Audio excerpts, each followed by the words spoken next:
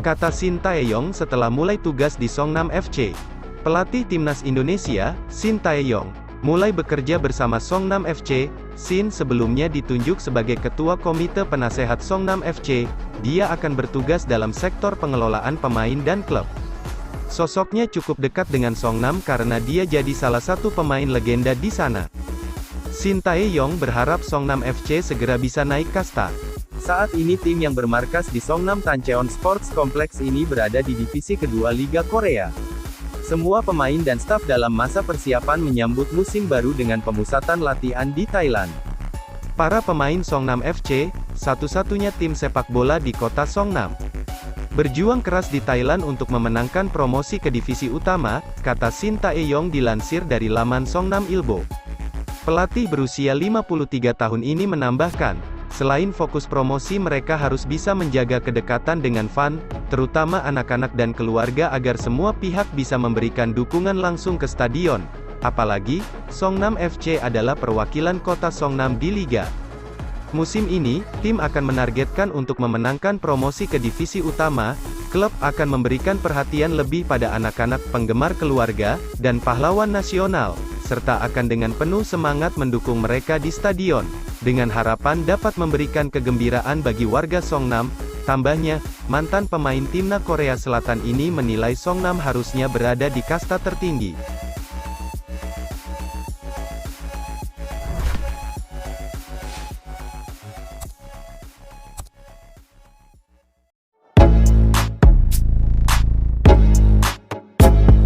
Awas Indonesia, Vietnam janji tampil beda setelah remuk di Piala Asia.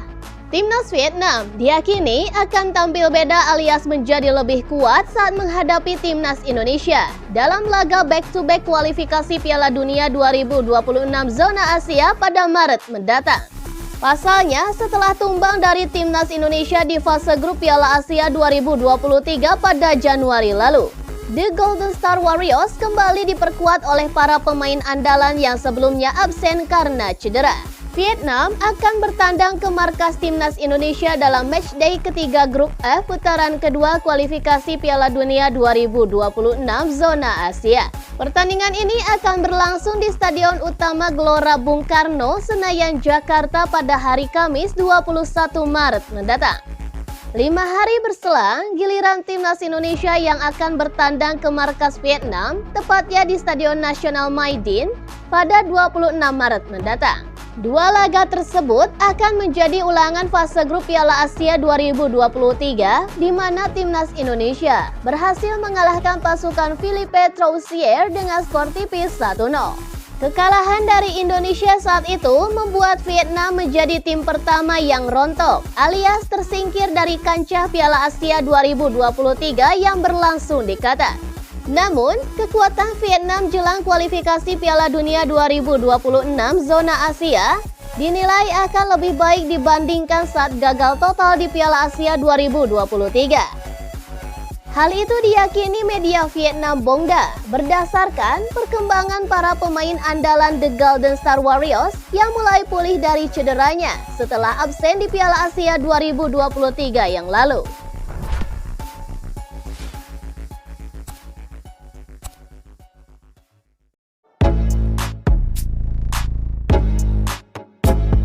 Jalan terjal Marten Paes bela Timnas Indonesia. Jalan Marten Paes untuk membela Timnas Indonesia berhadapan dengan tembok besar. Namun PSSI bakal mencoba untuk terus memproses naturalisasi sang kiper sampai mendapatkan status warga negara Indonesia atau WNI. Dalam artikel 9 ayat 2 Peraturan FIFA soal pergantian asosiasi, seorang pesepak bola bisa berganti tim nasional jika berusia di bawah 21 tahun saat kali terakhir membela negara pertamanya, baik di level junior maupun senior dalam pertandingan resmi. Ada pula poin aturan terkait sang pemain tidak memiliki caps lebih dari 3 kali di tim nasional pertamanya dan wajib tidak tampil membela tim nasional pertamanya di kompetisi level A dalam kurun waktu 3 tahun terakhir. Persyaratan FIFA yang dilanggar Marten Paes adalah perihal usia. Kiper FC Dallas ini sempat membela Belanda U21 di kualifikasi Euro U21 2021 saat usianya sudah menginjak 22 tahun. Pais sempat menjadi starter Belanda U21 melawan Belarusia U21 pada 15 November 2020. Dan usianya saat itu sudah 22 tahun.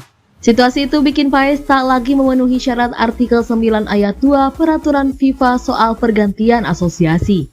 PSSI tahu ada masalah ini setelah menjalani proses perpindahan asosiasi untuk Pais. Esko PSSI Arya Sinulinga masih mau mengusahakan mencari jalan tengah terkait masalah itu. PSSI saat ini tetap memproses Pais sampai mendapatkan warga negara Indonesia. Setelah itu baru langkah-langkah berikutnya bisa dilakukan.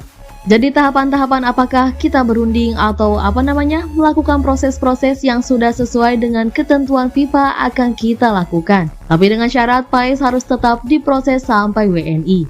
Kata Arya dalam rekaman suaranya kepada media.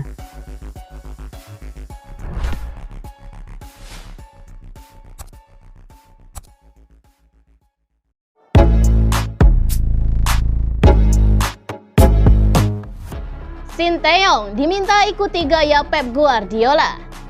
Pengamat dan komentator sepak bola Roni Pangemanan melontarkan sebuah saran kepada pelatih timnas Indonesia, Sinteyong. Pelatih asal Korea Selatan ini diminta untuk meneladankan salah satu pelatih top dunia, Pep Guardiola. Tentu saja, Ropan, sapaan Roni Pangemanan, tak meminta Sinteyong untuk mengikuti atau bahkan mencontek siasat pelatih Manchester City tersebut. Namun, menurutnya, ia berharap Sinteyong bisa mengikuti jejak Guardiola yang mau belajar bahasa tim yang akan dilatihnya. Ia harus bisa berbahasa Indonesia. Karena seorang pelatih harus bisa menangani sebuah tim yang ada dan ia harus terlebih dahulu memperdalam bahasanya. Karena dia sudah 4 tahun di Indonesia sejak akhir Desember 2019 sampai sekarang. Kata Ropan dalam siniar di kanal Sport TV Indonesia. Ropan pun mencontohkan yang dilakukan Guardiola sebelum ia menangani Bayern Munchen. Waktu itu pelatih asal Spanyol tersebut secara khusus belajar bahasa Jerman. Dalam setahun, dia sudah lancar berbahasa Jerman. Karena punya kemauan, ia tahu banyak pemain Munchen bisa berbahasa Inggris. Namun ia tidak mau. Ia tahu tidak semua pemain Munchen bisa berbahasa Inggris, sehingga ia perlu belajar berbahasa Jerman. Ia pun menambahkan. Lebih lanjut, Ropan pun menyebut bahwa belajar bahasa Indonesia bukanlah hal yang sulit dilakukan. Ia mencontohkan sejumlah pemain diaspora seperti Sandy Walsh, Jordi Amat, dan Elkan Bagot yang sudah belajar berbahasa Indonesia.